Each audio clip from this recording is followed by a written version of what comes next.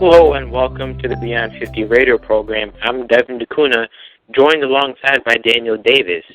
On the show today is Mark Emery Bowles, co-author of What Color is Your Parachute? Guide to Job Online Hunting. Believe it or not, this has been the best-selling job search book for more than 3 decades. The book is not only about finding a job in hard times, but it's also about finding your passion. We would like to welcome Mark on the show. Mark, thanks for spending some time with us today. Happy to be here. Now, Mark, I was curious to know where you got the title from. I found the title of the book very interesting. Can you explain what the phrase, "What color is your parachute" means? Well, originally, What Color is Your Parachute was and is a job hunting book, the best-selling job hunting book of all time that was written by my father, Richard Bowles. Originally self-published back in 1971. And since published by 10-Speed Press, it just had its 40th anniversary. The book has split off into some subspecialties, and one of those is Job Hunting Online, and that's the one that I'm the co-author of.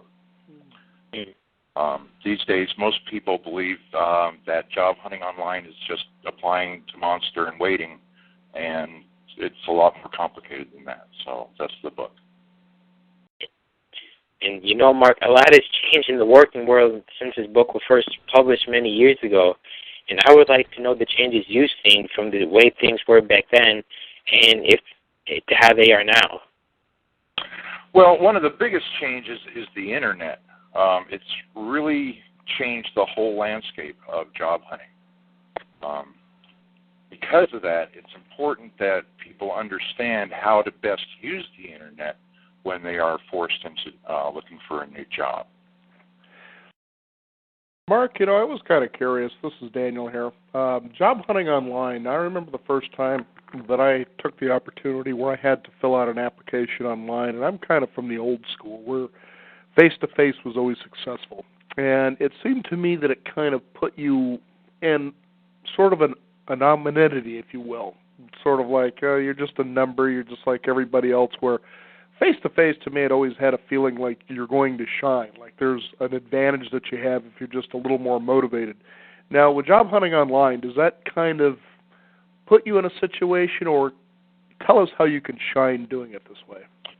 Well, you've actually hit the nail on the head. The best way that you can go job hunting online is to avoid encounters that are not face-to-face. What you really want to do is do your research online as much as possible, find out all you can about the company that you're interested in and the person there who has the power to hire, and arrange a face-to-face meeting with that person. If you just go ahead and do what everybody else does, either fill out an application online or send in your resume, then you're just playing a numbers game and hoping that you win. Okay, it's no better than the lottery. So kind of give us an idea, maybe a step-by-step, if you will. What are good ways to approach this? Well, the best way to do it is through networking. Every computer on the Internet represents a person. So what you really want to do is work your way through the people you know and the people they know until eventually you can leverage your network to working out a meeting with somebody with the power to hire, or with somebody who can lead you to the person with the power to hire. And you know, Mark, just to go along with Dan's question, sometimes for me the job hunting process can be a real pain in the butt. I've filled out so many applications in the past and heard nothing back from employers, and after a while it gets really frustrating. And I was wondering if you have any tips for someone to stay upbeat and motivated during their job search. Well, what it really comes down to is that there's more work involved than most people want to do. If all you do is throw in your resume or apply on Monster, then your chances of getting a job are about 4%. So put another way, out of 100 people that do that, 96 will remain without a job. Instead, what you've got to do is target companies that you're interested in working for. Do a lot of research. about those companies, find out all you can about them, and again, try to find, some people call it the side door. Rather than trying to go through the human resources department or the traditional way that most people go, you've got to somehow find out how to be the exception. Ah. Now, you know, Mark, as I was looking through and reading some of the job hunting online, one thing that grabbed me, I'd never heard about this before, word clouds. What exactly is that? A word cloud is a neat little trick. A lot of people have probably seen word clouds or their close cousin, a tag cloud, where you'll see it looks like a paragraph with a lot of different words in different size letters or perhaps different fonts. And the size of the letter indicates its importance in the particular subject you're looking at. What a word cloud is useful for is, for instance, if you're trying to get your resume so that it has just all the right, well, I should back up a little bit. These days, it's common for employers to scan resumes looking for certain keywords. And if those keywords aren't in the resume, then it gets rejected. You can use word clouds to find out what the proper keywords are that most employers are looking for. If you take a number of job postings from employers on the various job boards like Monster or whatever, and feed them through a word cloud generator, it'll kick back the most common words used. That way you can use those words in your resume, and that makes you more likely to be hired, or at least to be noticed. Now, do you mean that specifically by career type or business type? Is that what you're talking about? No, for instance, say you're a programmer and you are looking for a programming job and you want to tailor your resume so that it's not rejected out of hand. You've got to have certain skills and experience levels in your resume. If you then take various postings that you've seen on Monster or Craigslist or wherever for programming jobs and feed it through a word cloud generator, it'll kick back the words that will help you make sure that your resume doesn't get rejected, that it has those proper keywords. Because I know that as you talk about that, for instance, getting your resume built, the word cloud, I was like, oh, that's an interesting term I've never heard of. But then you also say, going back to the old way of doing things, which is mailing your resume versus emailing it. Go ahead and share that. Well, today we sort of live by email. I check my mailbox about every 3 days because there's just not much there. But we can turn that to our advantage as a job hunter if our target, say, company and the person that we're looking for who I keep using the phrase, has the power to hire. But that's the person that you're really looking for. If he receives only 3 or 4 letters a day through the mail, then you're a lot more likely to be noticed that way than if your resume is emailed in and it's one of perhaps hundreds, even thousands.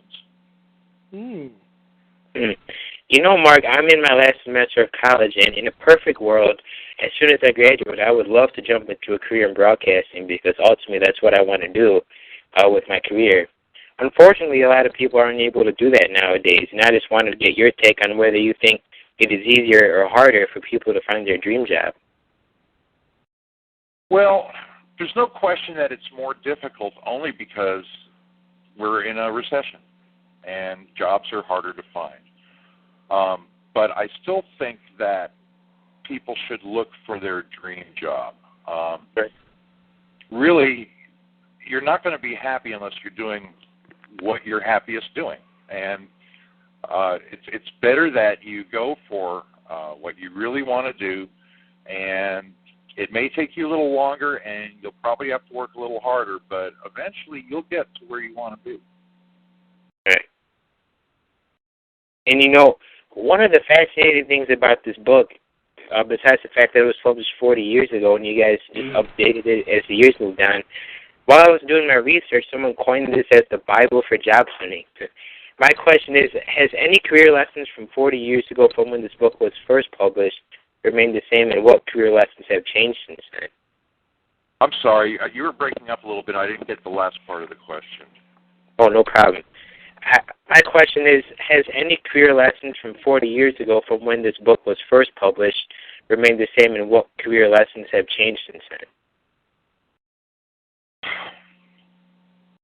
That's actually a question I'm not qualified to answer.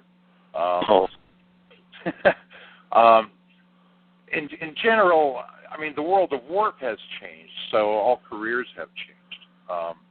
But basically, it's, you know, the world is not a whole lot different than it was 40 years ago. The job hunt itself has changed in many ways, but at its core, it's still the same thing. You're still looking to match yourself with the work you most want to do at the place you most want to be working. I think one of the most encouraging things about your job hunting online guide, Mark, is the fact that it shares what you had said earlier in the program, that doing your homework, you know, discovering and understanding and knowing what a company is, what it does, is very profound, and the Internet actually offers a lot of great opportunities, and you have a lot of websites in here that people can go to where they can begin to do this archaeological dig. That would really put you at a tremendous advantage if you're just willing to spend some time doing your homework. And that's really the key. I think one of the statistics I have in the book is that the average job hunter spends less than 2 hours a day working at his job hunt, but something like 6 hours a day watching TV. If that's the way that you spend your job hunt, then you'll be unemployed for a long time. Or unsatisfied once you're hired. The Internet is such a wonderful, wonderful resource. I mean, when I was young, we had to go to the library and do, you know, all our research there, whereas now, I mean, I just leave my bedroom and go right down to my computer, and I have the whole world at my fingertips. And so in the book, there's hundreds and hundreds of websites that you can use for research when you're job hunting. Now, Mark, I'm curious, with today's social networking going on, how valuable is something like a Facebook or Twitter or something like that? Facebook and Twitter are not my personal favorites when it comes to social media.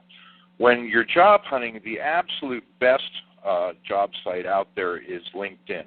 Okay. It's kind of well known. Most people have heard of it at one point or another, but it's specifically designed for creating business contacts, helping you advance your career.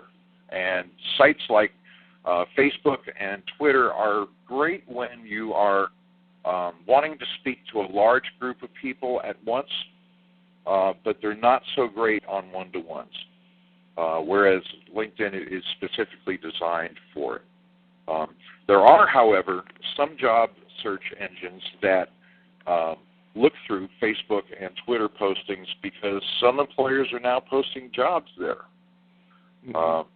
So rather than you having to scan through and find them, these search engines look through Twitter and look through Facebook and kick back the various job postings that are there. That can be helpful, too. I think, too, when you think about today's world and technology, especially if you're someone who's deciding to relocate, there's another city or another state that you want to go and move to, the Internet can be just fabulous versus, you know, trying to get the local newspaper and things like that. Yeah. Now, it's another neat thing about the net is that it doesn't understand what distance is. It's just as easy to research someplace next door as halfway around the world. Now, Mark, let's say someone was thinking about changing their career. What are some things people should know before they make the switch? Well, the first thing that you need to do when you're considering a career change is you need to do what my father has always called a fearless self-inventory. You've got to take a good look at what your skills are, what your knowledges are and your training, and see what sort of careers you can translate those into. It's very individual, and it takes, again, quite a bit of work. But you're more likely to be happy with the career change you make if you've done your homework.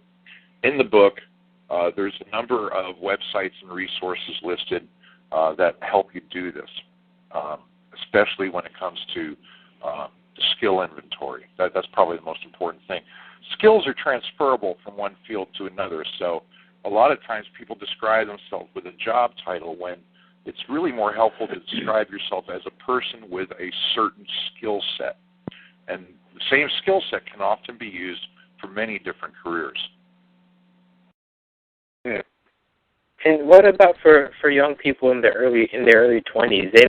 These people may not have the experience of, let's say, a baby boomer, but what some advice can you give to get them to get their foot in the door and have something to look forward to, let's say right after they graduate college or something? Well, it's important that people don't just think about job hunting on graduation day. It's something that you have to be planning for and preparing for. There is actually a website that's very helpful for people in college. It's called College Grad Job Hunter. And it has really hundreds and hundreds of pages with helpful articles, lists of employers who are looking for entry-level employees, and other resources that are very helpful for the person in college or the recent graduate.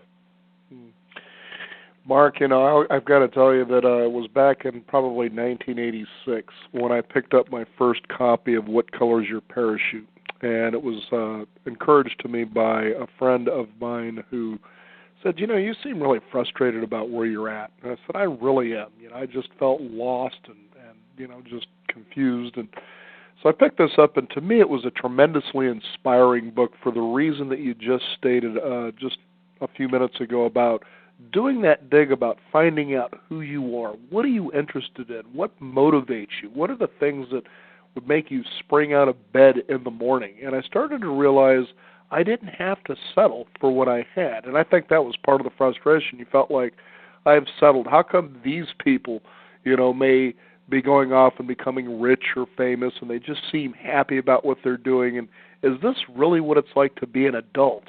And when you have this job hunting online guide here, and you have a tremendous wealth of websites that people can go just for that specific purpose of asking themselves, who am I? Because when you're actually out there in the world of work, career, or even building a business, that's what I loved about What Color's Your Parachute, is that you can actually think about becoming self-employed and building a company if you want to. These are real hard questions that you can examine.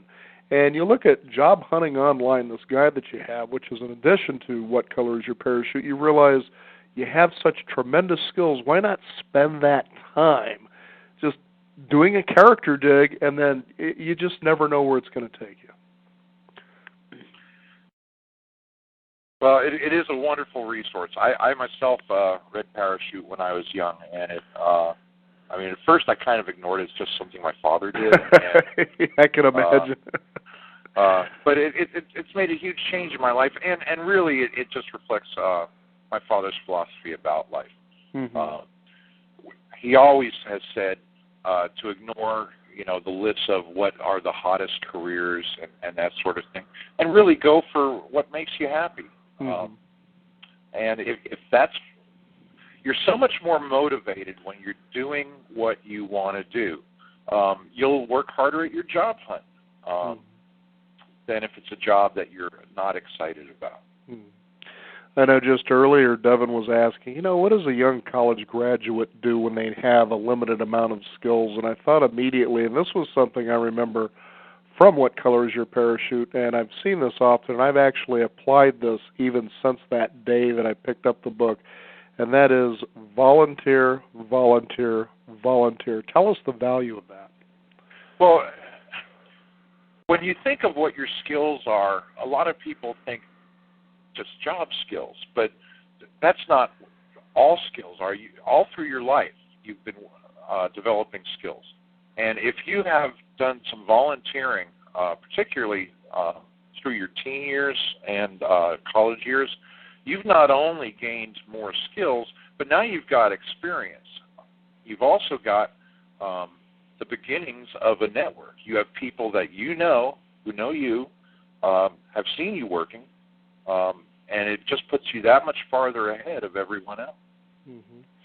Now, you also talk about how you can build your own website for the job search. Tell us how that works. Well, nowadays, employers aren't stupid, of course, and they often, before they make a hire, they'll do a Google search on the people they're considering. So the way that you are presented on the Internet is very important, both in a positive and negative way. Of course, you don't want your friends posting pictures of you on Facebook that you don't want a prospective employer to see.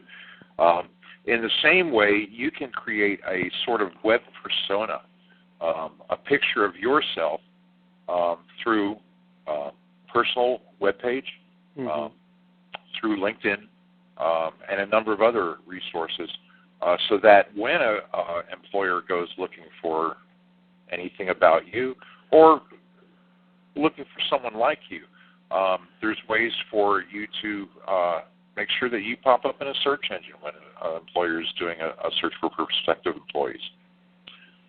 So it's definitely another part of the whole online job hunt that you have to pay attention to. You know, Mark, one of the questions I wanted to know is, why are career sites like Monster and Career Builder, how come they're so ineffective? Well, there's a number of reasons. One is, not all of the jobs posted there are actual real jobs.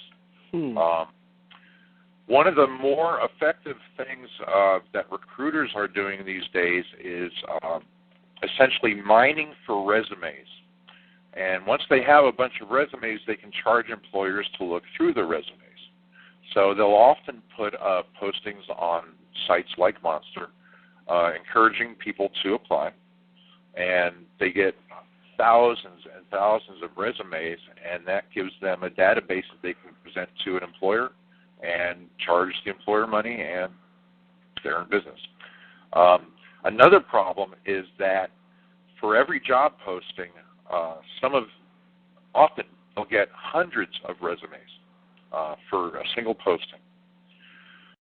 What that means is that the employer is no longer looking for the best resume. He's looking for ways to make the pile smaller. And so any small thing that doesn't exactly fit what the employer is looking for will get your resume rejected.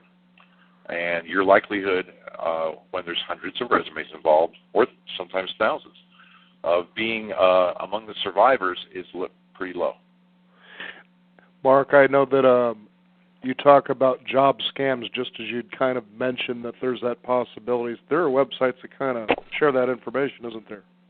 Yes, there are, yeah. You really do have to be careful. In the book, I try to caution people to be very slow to send out a resume and be very careful who you're sending it to. Unfortunately, job hunters have a sort of high desperation quotient, and so they're often willing to stretch their boundaries and not be as careful as they should. And unfortunately, they're kind of ripe for the plucking. I came across the website you had in your book, and it seemed to be like nightmare stories. I couldn't remember exactly the title of the website. What's on something like that? I'm sorry, the question again? It was, I can't remember the exact title of the website, but it was like Nightmare Stories or something like that. Talk about that a little bit, because it caught my attention. I was going to go on there, and then I was trying to find it again through the book yesterday. But what is that all about? Well, unfortunately, so many job hunters have had such poor experiences. And, I mean, we've all gotten, Nigeria letters in our email and things like that. It's just, people have found that in the same way that we can talk about what a wonderful resource the Internet is and how it's the world at your fingertips, the same is true for people who are looking to take advantage. You better believe it. It's made scamming people just that much easier, and unfortunately, as I said, the job hunter is one of the riper targets out there. What nightmare story comes to mind when we talk about this particular topic? Is there a specific one that you've heard of or somebody wrote you about? The one I think that really stands out in my mind, it's not so much a nightmare as really typical. There's a company that I'm not going to name, but is named in the book, where they encourage you to submit your resume for a review to see if it needs a tune-up, I think is the way to put it. And a lot of people do that, and then they get a letter back telling them how their resume is really not all it should be, but for the low price of $800 or $1,200, we'll be happy to rewrite it for you.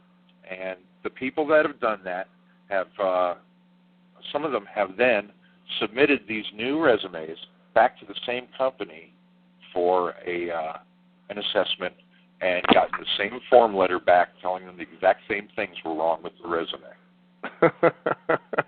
There was one that really stood out I thought was really funny. I kind of wanted to read for our listeners out there, and that's the Bush Cheney Alumni Association. I thought, oh boy, are you kidding me? But here's what it says, and this was funny. If you work for the Bush White House, were appointed to a post under that administration, or were involved in either of the campaigns, you are welcome to join the Bush Cheney Alumni Association and network with those of similar background who are not currently incarcerated. I tried to keep a level of humor throughout. Well, no, exactly. That's how your father was with What Color Is Your Parachute. You'd be going along going, this seems kind of, straightforward at some points. Then all of a sudden he'd throw these little witticisms in there, and you're like, that's funny. Yeah. And, Mark, I'm sorry, go ahead. Sorry about that, Mark.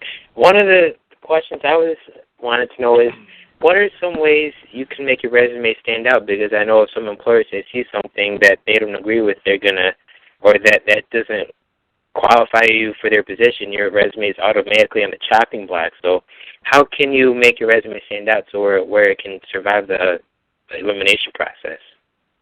Well, the best thing that you can do is to make your resume mirror the job posting that you're responding to. What you want to do is make sure that it has all of the qualifications that the employer is looking for and doesn't have anything that would be likely to cause you to be weeded out. Mm-hmm. So you have to be very much on point.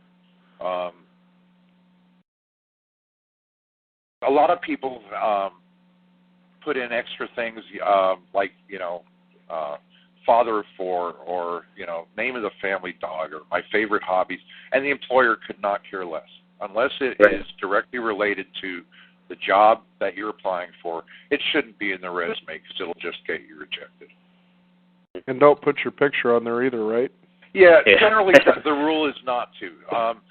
I've heard of many exceptions, but for the most part, it's not helpful. People are just so human. Right. They have such funny little quirks and preconceptions. What you want to do is just not give them any kind of way to feed those. So try to be as businesslike and as in tune with the employer as possible. For those of you joining us, we're talking with Mark Emery Bowles and talking about an edition of What Color Is Your Parachute? It's a guide to job hunting online, and it's 6th edition. You have such a wealth of information, lots of websites in here that people can visit for different reasons. It isn't just specifically about building great resumes, but it's also about, going to find out more about companies, who's in them, what they do, just a wealth of things that people can do a lot of homework. And I'm just thinking, did you put this book together sort of by yourself? I know your father was a co-author of this, but it seems like you would need a pretty good-sized team to bring all the websites and locations that you have in here.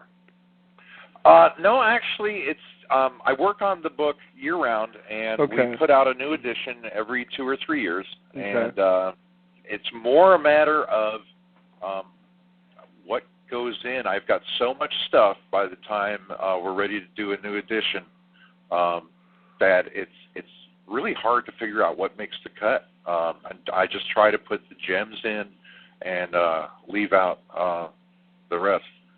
But it is a lot of work, obviously. Mm-hmm.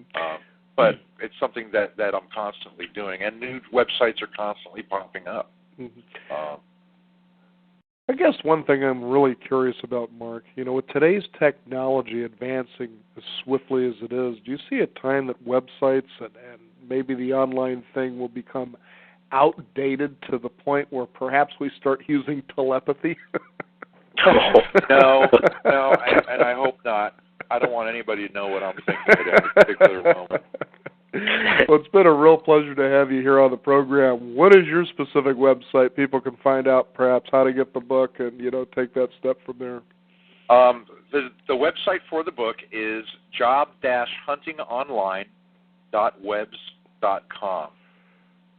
I can spell that out, job-huntingonline.webs.com. And there they'll find lots of information about the book, updates, other articles relating to the same subject, as well as other information on other books that are in the Parachute Library. And hopefully telepathy is not around the corner. Yeah, hopefully. Thanks again for joining us here on the program, Mark. Well, thank you for having me. I want to thank you, the listeners out there, for joining us. Daniel Davis, along with Devin DeCuna. Be sure to visit us at our website at beyond50radio.com. That is the number 50. And sign up for our free weekly e-newsletter. Be sure also to visit our blog. We're going to post an archive of this and the hot links so you can find out how to get started on your career builder, search for a perfect job, or perhaps start that wonderful business you've been dreaming of. Thanks again for joining us. I'm Daniel Davis, along with Devin DeCuna, and remember, live your day past halfway.